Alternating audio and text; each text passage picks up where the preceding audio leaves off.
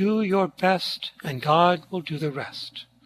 If you don't intend to do bad, you don't have to worry about wasting time. God will fill in the blanks, so to speak, because these are indeliberate weaknesses of the human condition. Only when we form the intention to do bad, whether it's through jealousy, envy, pride, arrogance, hate, whatever, then we need to reassess, reprioritize, confess, and get back into God's favor. We know that nothing evil can enter God's will. When I say evil, I mean intentionally evil. You see the difference? So if I do something that's wrong, but I don't know it's wrong, or I have no ill will, God will not hold that against me.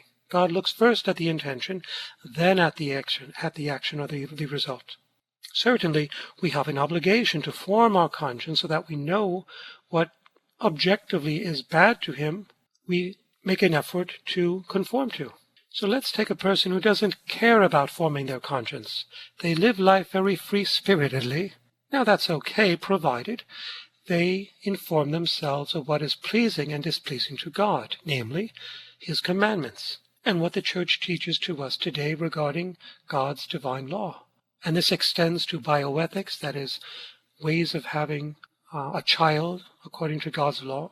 It regards abortion, artificial birth control. It can regard euthanasia, mercy killing. It can regard other things that are not mapped out, strictly speaking, in the Decalogue and the Ten Commandments, but that are known as apodictic laws. That is, they hinge upon the Ten Commandments because they're grounded in them. And let's suppose that free-spirited person doesn't make any effort to inform him or herself of what is pleasing or displeasing to God, and they say to themselves, I can live a good life because I'm not intending to hurt anyone. Well, God will hold that person to an extent responsible for not having formed their conscience when they could have.